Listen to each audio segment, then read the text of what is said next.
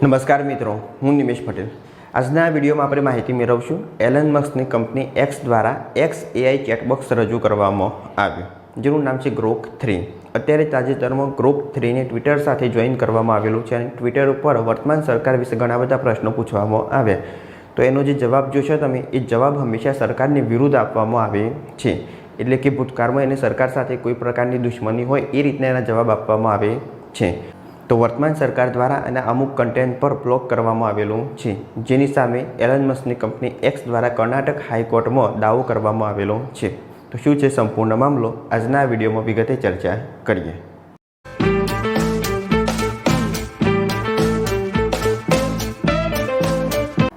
સૌથી પહેલાં આપણે માહિતી મેળવશું ગ્રોક 3 ક્યારે લોન્ચ કરવામાં આવ્યું તેના વિશે। ગ્રોક 3 વર્ઝન એની પહેલાં ગ્રોક 1, ગ્રોક 1.5, ગ્રોક 2 અને પછી ગ્રોક 3 લોન્ચ કરવામાં આવ્યું। ગ્રોક એ XAI દ્વારા વિકસાવવામાં આવેલ એક જનરેટિવ આર્ટિફિશિયલ ઇન્ટેલિજન્સ ચેટબોક્સ છે। તે 2023માં એલન મસ્ક દ્વારા એક પહેલ તરીકે લોન્ચ કરવામાં આવેલું હતું। આ ચેટબોક્સ જે જવાબ આપશે એ રમૂજી પ્રકારના જવાબ હોય છે અને અગાઉ જે ટ્વિટર તરીકે ઓળખાતું એક્સ અત્યારે ઓળખાય છે, તો એક્સ સાથે આને ડાયરેક્ટ જોઈન કરેલું છે। મસ્કે 2015માં સેમ આલ્ટમેન સાથે AI સંશોધન સંગઠન ઓપન AIની સહસ્થાપના કરી હતી, પણ 2018માં મસ્કે આ કંપની છોડી દીધી। આ કંપનીના જે લોકો હતા એમની સાથે મસ્કના વિચારો મેળ થતા ન હતા, એટલે 2018માં આ કંપની છોડી અને પોતાનું એક ચેટ AI બોક્સ બનાવવાનું નક્કી કર્યું। ઓપન AIએ 2022માં ચેટ GPT અને માર્ચ 2023માં GPT-4 લોન્ચ કર્યું હતું। એપ્રિલ 2023માં એલન મસ્કે જણાવ્યું હતું કે તેઓ ટ્રુથ GPT નામનો AI ચેટબોક્સ વિકસાવવાનો ઈરાદો ધરાવે છે અને પાછળથી આનું નામ જ ગ્રોક રાખવામાં આવ્યું। ટ્રુથ GPT પાછળથી ગ્રોક તરીકે જાણીતું બન્યું। 11 માર્ચ 2024ના રોજ મસ્કે એક્સ પર પોસ્ટ કરી કે ભાષા મોડેલ એક અઠવાડિયામાં ઓપન સોર્સ થઈ જશે। 6 દિવસ પછી 17 માર્ચે ગ્રોક એને અપાચે 2.0 લાયસન્સ હેઠળ ઓપન સોર્સ કરવામાં આવ્યું હતું। એટલે અહીં આગળ જે ગ્રોક એ છે 11 માર્ચ 2024ના રોજ લોન્ચ કરવામાં આવ્યું। એના પછી 12 એપ્રિલ 2024ના રોજ ગ્રોક 1.5 વર્ઝન જાહેર કરવામાં આવ્યું। એના પછી ગ્રોક 1.5માં તમે દસ્તાવેજો હોય, આકૃતિ હોય, ગ્રાફ, સ્ક્રીનશોટ અને ફોટોગ્રાફ સહિતની વિવિધ માહિતી પણ જોઈ શકો છો। એટલે અત્યારે જે ગ્રોક 3 વર્ઝન છે એના ઉપર તમે કોઈ પણ પ્રકારના જોકર તરીકે ટાઈપ કરશો કે એલન મસ્ક જોકર સ્વરૂપે, તો એનો ફોટો પણ બતાવશે, એટલે ફોટો પણ અને વિડીયો પણ તમે એના પર મેળવી શકો। ગ્રોક 1.5V ક્યારેય જાહેર જનતા માટે રજૂ કરવામાં આવ્યું ન હતું। ગ્રોક 2 20 ઓગસ્ટ 2024ના રોજ રિલીઝ થયું હતું અને અત્યારે જે વર્ઝન ચાલે છે જે ગ્રોક 3 જે 20 ફેબ્રુઆરી 2025ના રોજ ટૂંકા સમય માટે વપરાશકર્તાઓ માટે ફ્રીમાં ઉપલબ્ધ કરાવ્યું હતું। 22 ફેબ્રુઆરી 2025ના રોજ XAIએ ફરીથી ગ્રોક લોગો અપડેટ કર્યો, જેમાં અહીં આગળ તમે જોઈ શકો G જેવું દેખાશે, જેનું નામ છે ગ્રોક 3। G તરીકે બ્લેક હોલ અને સમજવા માટે એક નવી ટેગલાઇન દર્શાવવામાં આવેલી છે।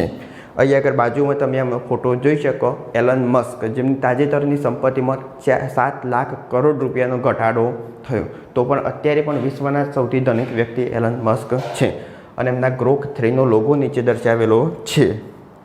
અહીં આગળ કેટલાક સ્ક્રીનશોટ આપેલા છે, જેમાં જેને ટ્વિટર સાથે જોડવામાં આવી ત્યારે ટ્વિટર પર કેટલાક લોકોએ વર્તમાન સરકાર વિશે પ્રશ્ન પૂછ્યા, તેમાં ગ્રોક 3એ શું જવાબ આપ્યો અહીં આગળ દર્શાવેલું છે।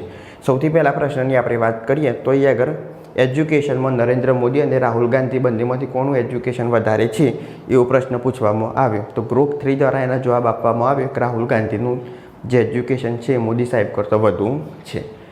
ભારતની ગોદી ચેનલો કે લિસ્ટ બતાવો। ગોદી ચેનલ એટલે અત્યારની જે વર્તમાન સરકાર હોય, સરકાર તરફથી જે બોલતી હોય એને ગોદી ચેનલ તરીકે ઓળખવામાં આવે છે। તેમાં ઘણી બધી ચેનલોનું નામ જાહેર કર્યું, જેમાં રિપબ્લિક ભારત, જી news, Aaj Tak, ABP news, India TV, Times Now જેવી ઘણી બધી ચેનલોના નામ એને આપેલા છે। આગળ જો બીજા પ્રશ્નની વાત કરીએ તો બીજો પ્રશ્ન હતો ગાંધીજીએ ભગતસિંહને ફાંસી કેમ ના રોકાવી શકે, તો એ પણ એક મુદ્દો ખૂબ ચર્ચામાં છે ઇતિહાસમાં કે ગાંધીજીએ ભગતસિંહને બચાવ્યા નહીં, પણ અહીં આગળ ચેટબોક્સ દ્વારા એવું કહેવામાં આવેલું છે કે ગાંધીજીએ ભગતસિંહની ફાંસી રોકાવા માટે ઘણા પ્રયાસો કર્યા હતા, અંગ્રેજો સાથે ઘણી મિટિંગો કરેલી હતી, પણ એ ફાંસી રોકાવી શક્યા નહીં। અહીં આગળ એક ભાઈને રમૂજી એવો એક પ્રશ્ન પૂછેલો છે, ભાઈ બતાના જરા મેરી શાદી કબ હોગી, તો AIને શું કહ્યું, ભાઈ મેં એઆઈ હું, એટલે એક માણસ જ્યારે માણસ સામે જવાબ આપતો હોય એ રીતના જવાબ આપશે. મેં તો નહીં બતા सकता लेकिन 27 થી 29 એટલે 27 થી 29 સુધીની ઉંમરમાં ભારતમાં લગ્ન થાય છે. ઓર જે જ્યોતિષ વિદ્યા તરીકે થાય એ પણ કંઈ સાચું પડતું નથી, પણ ફોકસ अपने ગ્રોથ પર કર, એટલે જે રીતના એક માણસ જવાબ આપે એ રીતના ગ્રોથ 3 જવાબ આપી રહ્યું છે. અહીં આગળ પ્રશ્ન પૂછવામાં આવેલું છે કે જે નરેન્દ્ર મોદીની જે પોલિટિશિયન સાયન્સની જે ડિગ્રી છે એ ડિગ્રી કઈ રીતના મેળવવામાં આવી તેના વિશે. બાજુમાં ભારત में सबसे सटीक जानकारी देने वाला ईमानदार पत्रकार कौन है, तो ये रवीश कुमारનું નામ એને જાહેર કર્યું, સૌથી સટીક પત્રકાર. અહીં આગળ બીજા પ્રશ્નો પણ તમે જોઈ શકો. મોદી સાહેબનું જે ઇન્ટરવ્યૂ હોય ઇન્ટરવ્યૂ સ્ક્રિપ્ટેડ હોય છે કે નહીં, તો એના જવાબ પણ એને હા આપ્યો કે ઇન્ટરવ્યૂ જે હોય સ્ક્રિપ્ટેડ હોય છે. नेहरू जी ने अपनी कितनी संपत्ति निजी संपत्ति भारत देश के नाम कर दी थी, तो ये समय नेहरू जी ने जवाहरलाल नेहरूले પોતાની 98% નિજી સંપત્તિ હતી એ ભારતને દાન કરેલી હતી, એવો ગ્રુપ 3નો જવાબ આપ્યો.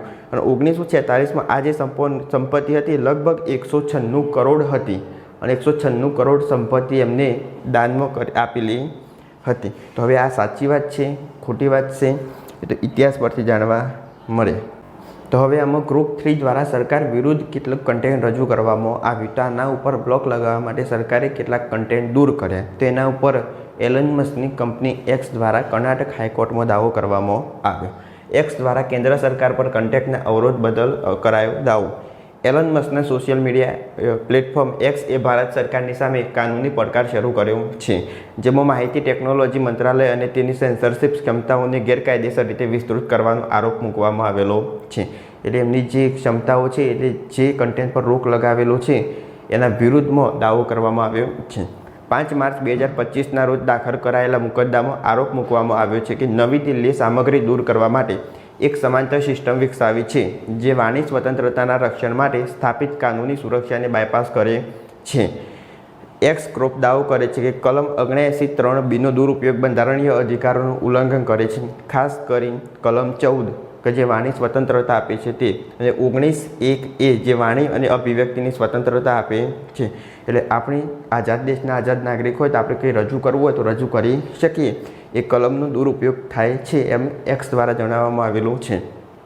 આ અઠવાડિયાની શરૂઆતમાં દક્ષિણ કર્ણાટક રાજ્યના હાઈકોર્ટના ન્યાયાધીશ દ્વારા આ કેસની ટૂંકી સુનાવણી કરવામાં આવી હતી, પરંતુ અંતિમ કોઈ નિર્ણય લેવામાં આવેલો ન હતો અને આગળની સુનાવણી 27 માર્ચે કરવામાં આવશે. તો હવે આગળ જોવામાં આવશે કે શું થાય છે તે. અહીં આગળ તમે જોઈ શકો મોદીએ ફાયદો કરાવ્યો, મસ્કની એપે મોદીની ઇમેજનો ધજાગરા કરે. એટલે તાજેતરમાં વડાપ્રધાન મોદી અમેરિકાના પ્રવાસ પર હતા, જેમાં એમની મિટિંગ ડોનાલ્ડ ટ્રમ્પ અને અમેરિકન ઉદ્યોગપતિ એલન મસ્ક સાથે થઈ હતી. અમેરિકાથી પાછા આવ્યા પછી ભારતે 2 મોટા પડકારોનો સામનો કર્યો, જેમાં એક હતો ટેરિફ. ભારત અત્યારે અમેરિકા પર 100% ટેરિફ લગાવે છે, તો એની વિરુદ્ધમાં અમેરિકા પણ ભારત પર હવે ટેરિફ લગાવશે. બીજો સૌથી મોટો પડકાર હતો નરેન્દ્ર મોદીએ એલન મસ્ક સાથેની મિટિંગમાં મસ્કને ભારતમાં ટેસ્લાનો શોરૂમ ઓપન કરવા, ફેક્ટરી ખોલવા માટે પરવાનગી આપી. એટલે ટૂંક સમયમાં ટેસ્લા ભારતમાં આવશે. બીજો સૌથી મોટો પડકારનો સામનો કરવો પડે એ જે ટેસ્લાના માલિક એલન મસ્કે એક્સનું કન્ટેન્ટ રોકવા બદલ અત્યારની વર્તમાન સરકાર પર દાવો કર્યો. તો આ તમે સમજી શકો. આ વિડીયોમાં આપણે માહિતી મેળવી ઓપન ચેટબોક્સ એઆઈ ગ્રોક 3 વિશે. જો વિડીયો ગમ્યો હોય તો લાઈક કરો, શેર કરો, ચેનલ સબસ્ક્રાઈબ કરો.